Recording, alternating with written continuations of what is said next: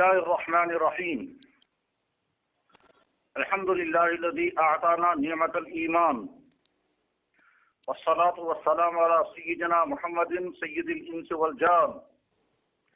وعلى آله وأصحابه الرضوان إلى دار القيام. أما بعد، أولا أشهد أن لا إله إلا الله وأشهد أن محمد رسول الله الذي هو رحمة للعالمين،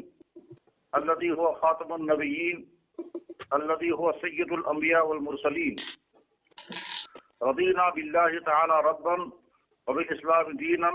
وبمحمد صلى الله عليه وسلم نبيا ورسولا. أشهد أن لا إله إلا الله وأشهد أن محمد رسول الله. على هذه الشهادة نحيا وعليها نموت إن شاء الله. اللہ کے فضل اور احسان سے، اللہ کے کرم اور مہربانی سے اللہ نے ہم کو ایمان کی دولت، ایمان کی نعمت عطا فرمائی. یقیناً اس ایمان کی دولت اور نعمت پانے میں ہماری اپنی کوئی محنت نہیں ہے، اس وجہ سے کہ اللہ نے ایمان والے گھر میں ہم کو جنم دیا. اس کا نتیجہ یہ ہوا کہ ہم کو ایمان کی دولت اور نعمت اپنے گھر کے اندر بغیر کسی قربانی کے، بغیر کسی اقدام کے، بغیر کسی محنت اور جدوجہد کے نصیب ہوئی. اس نعمت ایمان کے بہت سارے تقاضے ہیں. ان تقاضوں میں اہم ترین تقاضا یہ ہے کہ ہم مومنانہ زندگی اختیار کرنے کی کوشش کریں. مومنانہ زندگی میں جہاں انسان کو اپنی فکر کرنی ہوتی ہے، وہیں امت کے دوسرے طبقات کی بھی فکر کرنی ہوتی ہے. اپنی فکر کرنے کے معنی یہ ہے کہ یہ صاحب ایمان شخص اپنی ایمان کو بڑھانے، اپنی ایمان کو پختہ بنانے اور اپنی ایمانی تقاضوں پر استقامت اختیار کرنے کی پوری جدوجہد کرے، اچھے اعمال اختیار کرے، سنت والی زندگی اختیار کرے، گناہوں سے بچنے کا اہتمام کرے، آخرت کی تیاری کرے اور امت کے لیے نمونے کی زندگی پیش کرنے کی کوشش کرے. یہ تمام محنت اپنی ذات کے لیے ہے. اور اس کے بعد دوسرا تقاضا جو ایک صاحب ایمان سے ہے وہ یہ ہے کہ امت کے دوسرے طبقات پر محنت کرے، اس معنی کر کے ان کا ایمان بھی پختہ ہو، ان کی زندگی اسلامی زندگی بن جائے اور وہ گناہوں سے محفوظ رہ کر ایک کامیاب زندگی اختیار کریں، جس کامیابی کا تعلق ان کا دنیا کے ساتھ بھی ہوگا اور آخرت کے ساتھ بھی ہوگا. آج کا وہ دور جس میں ہم زندگی گزار رہے ہیں، اس دور کی ایک خصوصیت تو یہ ہے کہ اس میں تعلیم کا بھی انتہا زیادہ پھیلاؤ ہے. دوسری خصوصیت یہ ہے کہ آج فیسلٹیز حد درجہ زیادہ ہیں. جن وسائل اور جن آسانیوں، جس سائنس اور جس ٹیکنالوجی، جس پر راحت زندگی کا پہلے دور میں تصور بھی نہیں کیا جا سکتا تھا، وہ راحتیں آج کے عام انسان کو بھی میسر ہیں. ان آسانیوں کا تعلق انسان کے رہن سہن کے ساتھ ہے، انسان کے کھانے پینے کے ساتھ ہے، ٹرانسپورٹیشن کے ساتھ ہے، ذرائع مواصلات کے ساتھ ہیں، اور اس طرح سے زندگی کے ہر میدان میں آسانیوں، راحتوں، آسائشوں اور طرح طرح کی فیسلٹیز کی فراوانی ہے. یہ اس دور کی بہت وہ خصوصیت ہے جو اس سے پہلے نہیں رہی ہے. تیسری خصوصیت جو اصل میں خصوصیت نہیں ہے بلکہ بڑا عیب اور نقص ہے کہ آج کے زمانے میں جہاں علم بڑھ رہا ہے اور ایجوکیشن کا عام رواج ہے، وہیں انسان اللہ اور اللہ کے نبی سے دور ہوتا جا رہا ہے. آج سائنس کا زمانہ ہے. سائنس کے نتیجے میں تو انسان کو سب سے زیادہ اللہ کی معرفت حاصل ہونی چاہیے، اس وجہ سے کہ جتنے سائنسی علوم ہیں وہ در حقیقت اللہ کی تخلیق کے سمجھنے کا سب سے بہترین ذریعہ ہے. سائنس کا علم چاہے وہ میڈیکل سائنس ہو، خاص طور پر بھی میڈیکل سائنس میں انیٹمی اور فزیالوجی، اور اسی طرح سے چاہے وہ باٹنی ہو، چاہے وہ زولوجی ہو، چاہے وہ اسٹرونومی ہو، چاہے وہ دوسرا کوئی سا بھی سائنسی علم ہو، یہ تمام سائنسی علوم اللہ کی قدرتوں کی بہترین تشریح کرنے والے علوم ہیں. جس سائنس کو بھی انسان پڑھتا ہے، اگر اللہ کی قدرت اور اللہ کی मशीयत को जहन में रख करके और अल्लाह की रहमत और इनायतों को जहन में रख करके इंसान उन उलूम को पढ़े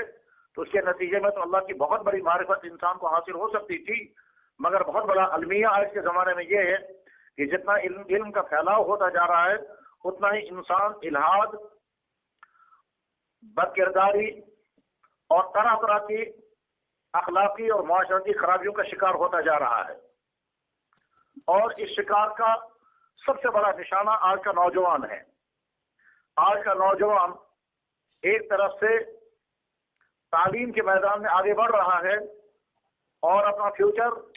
अपना कैरियर अच्छा बनाने के लगातार दौर में लगा हुआ है। वहीं आज का नौजवान फिक्री तौर पर भी, ख्यालात के एतबार से भी,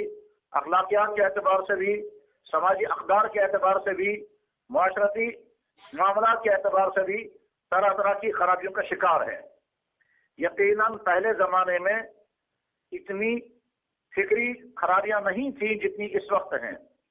आज तो ईवर वाले घरों में पैदा होने वाले नौजवान लड़के और लड़कियां बड़े फख्र के साथ कहने लगे हैं कि हम अथीस्ट हैं और हम एग्नोस्टिस्ट हैं। इसी तरह से आज के नौजवान लड़के और लड़कियां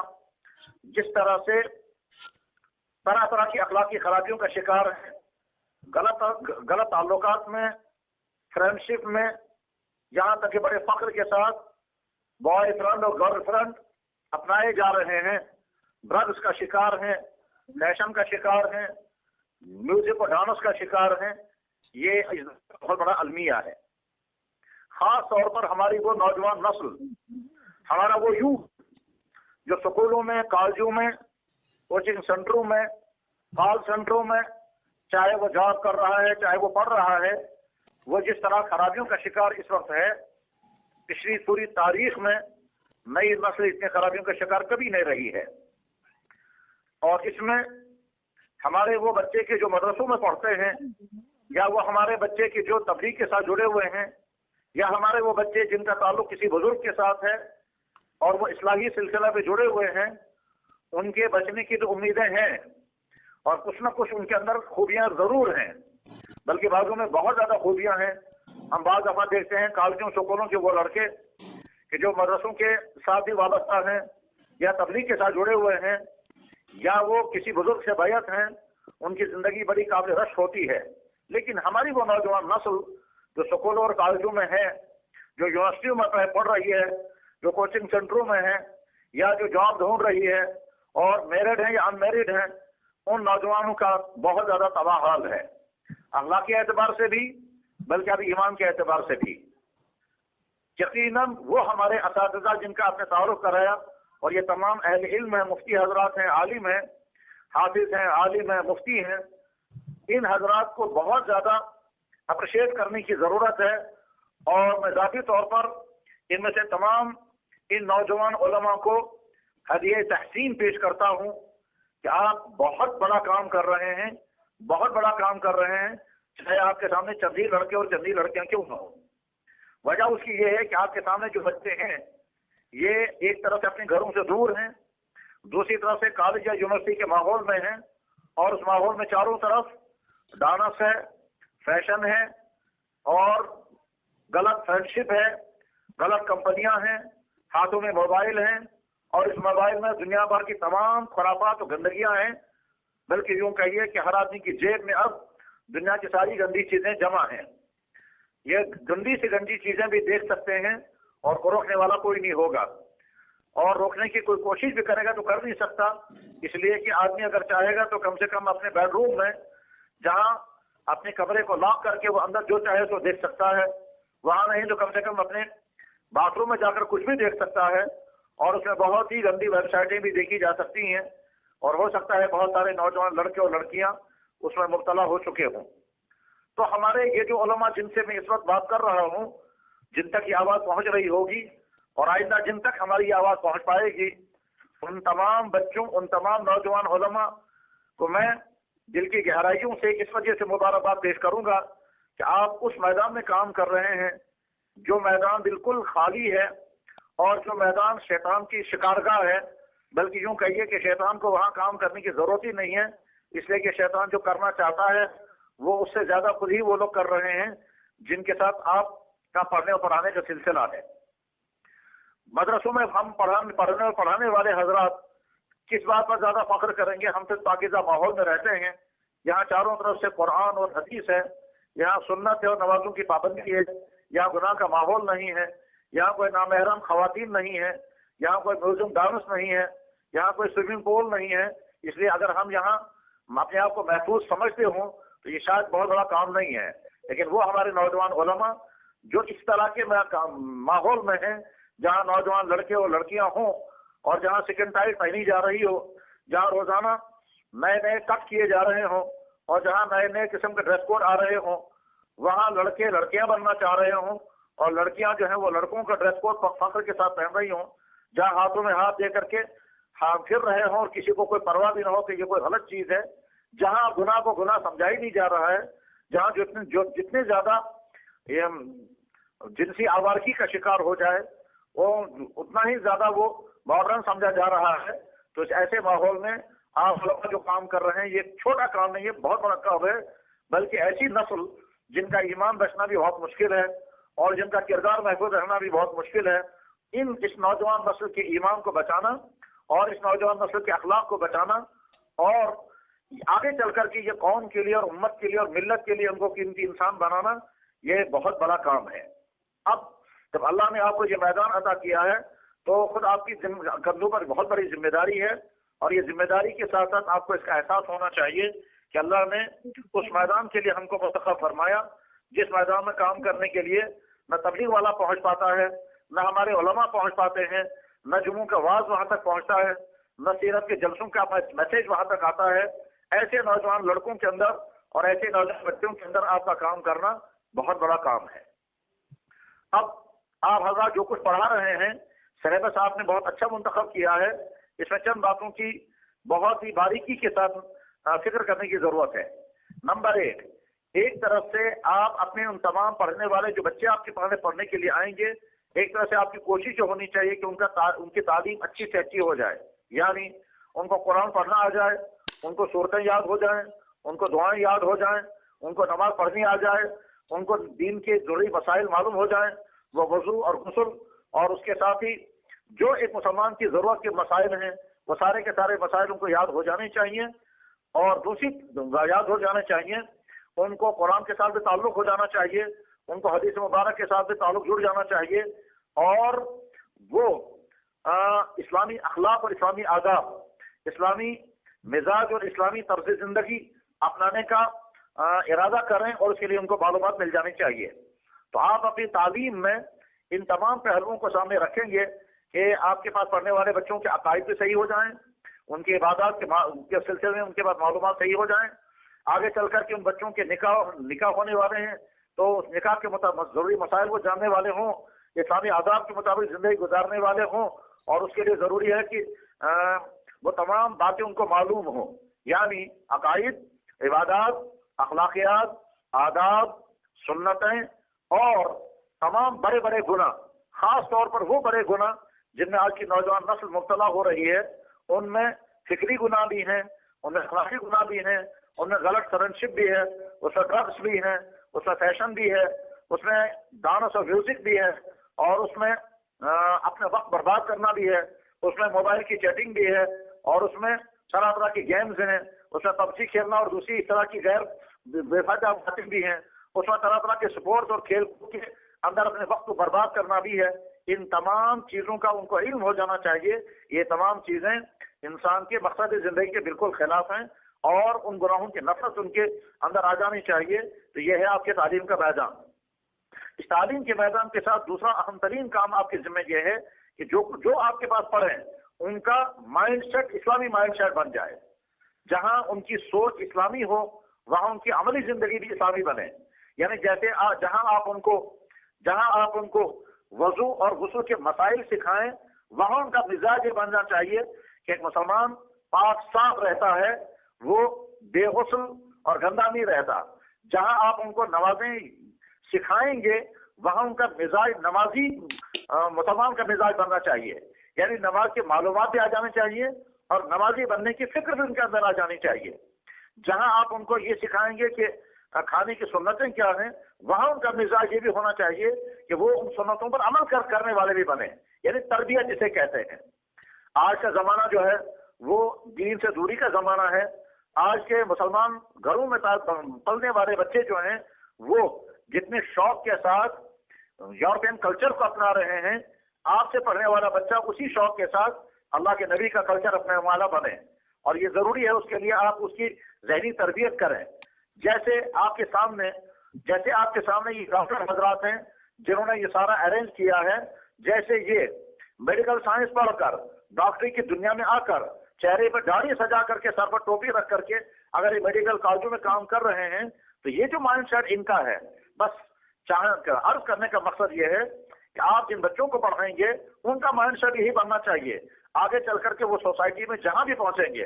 चाहे वो अफसर बने, चाहे वो मुलाजिम बने, चाहे वो ट्रेडर बने, चाहे वो लॉयर बने, चाहे जिंदगी की जिस फील्ड के अंदर भी जाएं, वो मुसलमान बनकर, और सिर्फ सोच का मुसलमान नहीं, अमली मुसलमान बनकर जिंदगी गुजारने वाले बने। और ये तभी होगा कि जब आप उनका माइंडसेट इस्लामी माइंडसेट बनाएंगे, यानी उनकी सोच, उनकी थिंकिंग और उनकी अमली जिंदगी जो है वो एक मुसलमान की अमली जिंदगी वो इस मिजाज के हो कि वो चाहे मॉडर्न से मॉडर्न माहौल में जाएं, मगर अपनी इस्लामी कल्चर को कुर्बान करने के लिए वो तैयार ना हो। जब उनके सामने आगे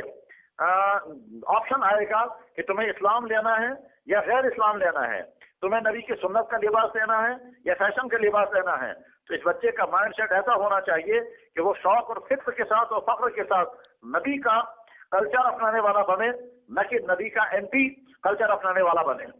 आप जिन बच्चों को पढ़ाएंगे, अगर वो बच्चियां हैं तो उनका मिजाज ऐसा बनना चाहिए कि एक तरफ से उनके सामने फैशन करने वाली बेटियां होंगी, एक तरफ से उनके सामने ये जो है ब्लाउज पहनने वाली होंगी, और दूसरी तरफ से उनके सामने बुर्का पहनने वाली होगी। तो आपसे पढ़ने वाली बच्चियां जो हैं उनका माइंडसेट ऐसा बनना चाहिए कि वो फख्र और शौक के साथ बुर्का पहनने वाली बने, हिजाब पहनने वाली बने। इस्लाम की जो इस औरत की पहचान है और असल में इसकी सिक्योरिटी और इसका तहफ़्फ़ुज़ है। गौर ये कर लीजिए कि आज के जमाने में भी हर दुनिया में हर खित्ते में और खासतौर पर यूरोपियन कंट्रीज में जो खवातीन इस्लाम कबूल करती हैं, इतने शौक के साथ वो पर्दा करती हैं और साथ में कहते हैं कि आज तक हम अनसेफ थी और आज के बाद हम सेफ हो गई हैं। जिस पर्दे और जिस हिजाब की वजह से सारी दुनिया के मुसलमान इस्लाम दुश्मन ताकतों को सर में दर्द हो जाता है और वो कुड़ने लगते हैं, उस इस्लामी हिजाब को वही बेटियां बड़ी शौक के साथ अपनाती हैं। जो बेटियां अपने शौक और अपने जज्बे के साथ मुसलमान बनती हैं, यही माइंडसेट आपके उन बच्चों का बनना चाहिए जो आपसे दीन पढ़ रही हो। याद रखना चाहिए कि आज का जमाना धोखे और दज्जाली दौर है। एक तरफ से दुनिया कहती है हर शख्स को आजादी है, जैसे चाहें सोचें, जैसे चाहें पहने, जैसे चाहें खाएं, जैसे चाहें रहें, कोई किसी पर कोई जबर नहीं कर सकता। लिहाजा अगर कोई बेटी मसलन नंगा होना चाहती है दुनिया में, उसको कोई उसको कुछ नहीं कह सकता। ये आजादी वहां खत्म हो जाती है जब कोई मुसलमान अपने चेहरे पर दाढ़ी रखना चाहता है और या कोई मुसलमान बेटी हिजाब करना चाहती है, वहां वो आजादी खत्म हो जाती है। वहां सारे लोग कहते हैं साहब ये तंगनजरी है, और सारे लोग कहते हैं दकियानूसी है, और ये सारे लोग कहते हैं ये रेडिकलिज्म है, और न जाने क्या क्या कहते हैं। ये दरअसल रेडिकलिज्म और दकियानूसी नहीं है, असल में ये जंग है इस्लाम और गैर इस्लाम की। इस्लाम यानी तमाम नबियों का कल्चर एक तरफ है और आज का एंटी नबियों का कल्चर मुकाबले में है। ये समझिए आज का जमाना वही है जिसको आज ही के जमाने में कहा जाता है ये क्लैश ऑफ सिविलाइजेशन का जमाना है। इस क्लैश ऑफ सिविलाइजेशन में एक तरफ से इस्लाम और इस्लाम तमाम नबियों की तहजीब का झंडा हाथ में लिए हुए है। तो अब आप और आपसे पढ़ने वाले उनको फैसला करना है कि हमें इस्लामी कल्चर के हिफाजत करने वालों में होना चाहिए या उसके एंटी वालों में होना चाहिए। हम प्रो इस्लामिक मुसलमान बनकर के जिंदगी गुजारेंगे या एंटी इस्लामिक बनकर के जिंदगी गुजारेंगे। यही माइंडसेट आप अपने बच्चों में अगर पैदा करने में कामयाब हो गए तो गोया आपने बहुत बड़ा कारनामा अंजाम दिया। यकीनन वो बच्चे कि जो स्कूलों और कॉलेजों में पढ़ रहे हैं ये मुसलमान घरों के बच्चे हैं।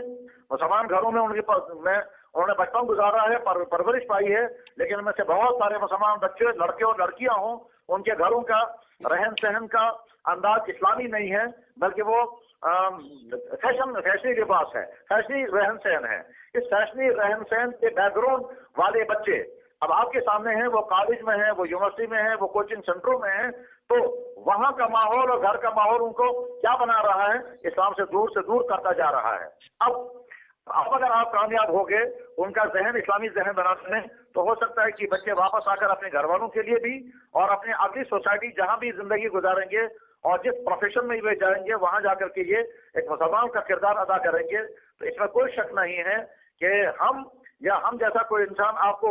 مبارک کرے یا نہ کرے، آپ کو مبارکباد ہوگی جناب رسول اکرم صلی اللہ علیہ وسلم کی مبارک زبان سے۔ آپ علیہ السلام نے ارشاد فرمایا، بدا الاسلام غریبا وسیعود کما بدا فتوبہ للغرباء، فتوبہ للغرباء، وہ غرباء آپ ہی ہیں جن کو توبہ کہا جا رہا ہے نبی علیہ السلام کی ذات اقدس کی طرف سے۔ اور آپ جانتے ہیں توبہ کے معنی کیا ہے؟ یہ توبہ وہ لفظ ہے جو جنت والوں کو اللہ تعالیٰ شان و فرشتوں کی طرف سے بطور مبارکبادی کے پیش کیا جائے گا۔ تو جو میڈل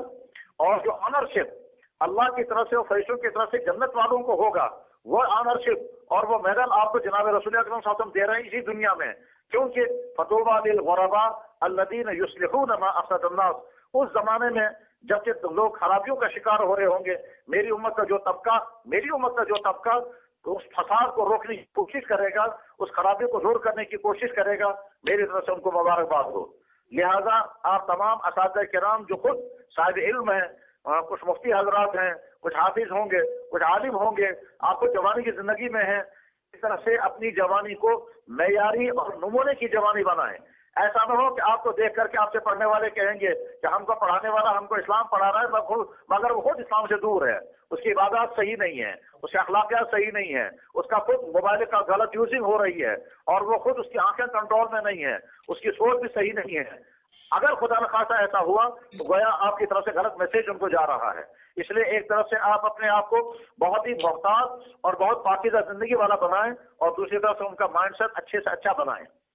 آپ سمجھ لیں آپ مدرسے میں نہیں ہیں، مدرسے میں پڑھنے والوں کو آپ ڈانٹ ڈپٹ کریں اور سخت سست ہیں، کوئی کچھ نہیں کہے گا کیونکہ ماحول یہاں کا، لیکن آپ اس جگہ ہے جہاں بڑی محبت کے ساتھ بڑی شفقت کے ساتھ ان کو پڑھانا ہوگا، بلکہ اتنی محبت اور شفقتیں آپ کی طرف سے ان کو ملنی چاہیے کہ وہ ان کو ہر اگلے دن شوق زیادہ سے زیادہ ہو جائے، اور وہ شوق تبھی ہوگا کہ جب آپ کا انداز، آپ کا اسلوب، آپ کا پڑھانے کا مزاج اتنا مشفقانہ ہو، اتنا دوستانہ ہو، اتنا دوستی کا انداز ہو، اتنا پیارا انداز ہو کہ وہ آپ سے اکتانے نہیں چاہیے، آپ سے دور بھاگنے نہیں چاہیے، اور ان کا ذہن جو ہے وہ آپ سے الرجک نہیں ہونا چاہیے، بلکہ وہ شوق کے ساتھ آپ سے پڑھیں۔ اس لیے بڑی محبت کے ساتھ دوستانہ ماحول میں ان کے مزاج کو سامنے رکھ کر اور ڈانٹ ڈپٹ کے بغیر محبت کے ساتھ، شفقت کے ساتھ، اتنی شفقتوں کے ساتھ پڑھائیں۔ ویسے بھی بہت سارے بچے شاید ہو سکتا ہے آپ کے ہم عمر ہوں، تو اس لیے ہم عمر ہونے میں بھی آدمی کو بڑی بے تکلفی ہوتی ہے اور مزاج مل جاتا ہے، لیکن بہرحال آپ کا بیک گراؤنڈ جو ہے وہ بیک گراؤنڈ ہے،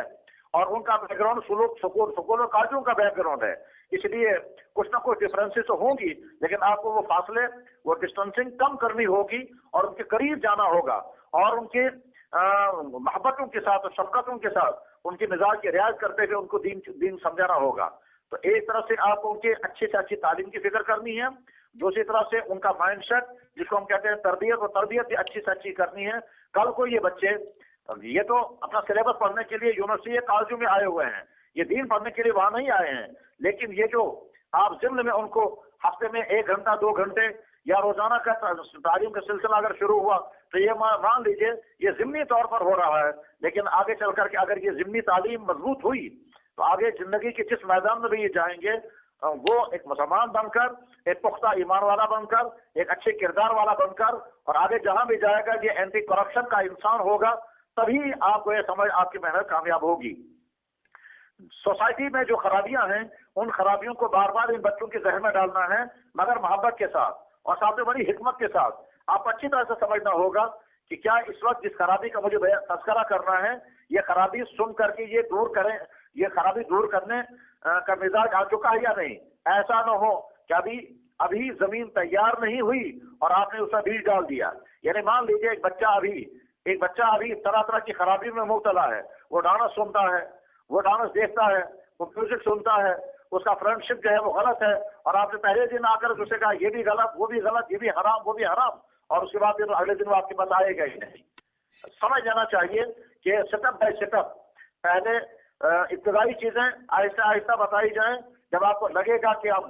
آخری درجے کی چیز بھی سمجھانے کا وقت آ گیا ہے اور اب اگر وہ بات اسے بتائی جائے گی تو یہ ریئیکٹ نہیں کرے گا, اس کو ہارٹ نہیں ہوگی اور یہ دور نہیں بھاگے گا بلکہ نزدیک آئے گا, تب یہ بات بتانی ہوگی. ایسا نہ ہو کہ آپ پہلے دن ہی وہ ساری باتیں ان کو بتانے لگیں اور اس کے بعد پھر وہ پہلے دن ہی گھبرا جائیں گے اور ان کے دل میں ڈر. مثلا فرض کیجیے خدا نہ خاصا کوئی بچہ جو ہے وہ ڈرگس میں پھنسا ہوا ہے, آپ پہلے دن اگر آ کر کہیں گے یہ شراب ہے, یہ حرام ہے, یہ ڈرگس ہے, یہ ناجائز ہے, یہ جرم ہے, تو اس کے معنی یہ ہے کہ وہ تو ابھی تیار ہو ہی نہیں پایا ہے اور ابھی اس کا مائنڈ سیٹ اتنا پختہ نہیں بنا ہے کہ وہ بڑی سے بڑی قربانی کو دینے کو تیار ہو جائے. تو ایسے وقت میں ابھی آپ کو چھیڑنا ہی نہیں ہے, بلکہ یوں کہیے بیٹا بھائی صاحب جو کچھ آپ کر رہے ہیں ہم اس کو نہیں چھوڑتے, ہم تو ابھی آپ کی زمین, یعنی پہلے پازیٹیو چیزیں ان کو بتائیں اور جو نیگیٹو چیزیں ہیں ان کو ابھی چھیڑنا نہیں ہوتا ہے. اور یہ سارا تبھی ہوگا کہ جب اللہ سے آپ دعا بھی کرتے رہیں گے کہ یا اللہ ہم کو ان تمام بچے جو ہم سے پڑھنے کے لیے آ رہے ہیں ان کو ہم کو ذریعہ بنا, یہ ہدایت پر کھڑے ہو جائیں. اور ہدایت کے لیے ضروری ہے ایمان بھی پختہ ہو, اللہ کا ڈر ہو, نبی کی محبت ہو, نبی کے طرز حیات اور ان کے مشن پر چلنے کا مزاج بنے اور گناہوں سے بچنے کا مزاج بنے اور اخلاق اچھے سے اچھا بنے, رویے اچھے سے اچھے ہو جائیں, وتیرے بہتر بن جائیں اور بیہیویئر اتنا اچھا بن جائے کہ آگے چل کر کے یہ اپنے گھر آئے گا تو گھر والے کہنا چاہیں کہ ہمارا بچہ تو نور بن کر کے آیا. اور آگے چل کر کے یہ بچہ جب چاہے جاب کرے اور چاہے بزنس کرے, چاہے کورٹ میں جائے, چاہے سوسائٹی کے جس پروفیشن میں جائے اور چاہے اپنے گھر میں رہے, اپنے گاؤں میں رہے یا ورلڈ میں کہیں بھی پہنچ جائے, یہ ایک مسلمان بن کر کے جانا چاہیے. اور یہ سارا آپ کے ہاتھ میں ہے. یہ سمجھیے کہ آپ ایک نرسری کا کام کر رہے ہیں, یہ نرسری آگے چل کر کے کیا کیا بن جائے گی, ایک بہت بڑا درخت بنے گا, اس سے پھل آئے گا, ایک سے بہت اچھے اچھے پھول نکلیں گے, ایک سرو بنے گا اور خدا نہ خاصا ایسا بھی ہو سکتا ہے کہ کوئی کانٹا بھی بن جائے. تو میں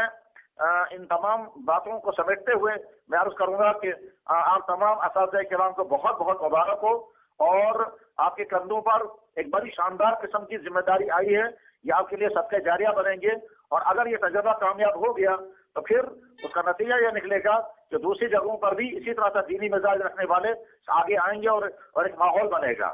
اخیر میں ڈاکٹر مدثر اور ان کے دوستوں کو بہت ہی مبارکباد پیش کرتا ہوں کہ ان کے دل میں جذبہ پیدا ہوا اور انہوں نے یہ ادارہ کھڑا کیا کہ جو بہت ہی ایک مناسب نام کے ساتھ شروع ہوا ہے اور امید ہے کہ اس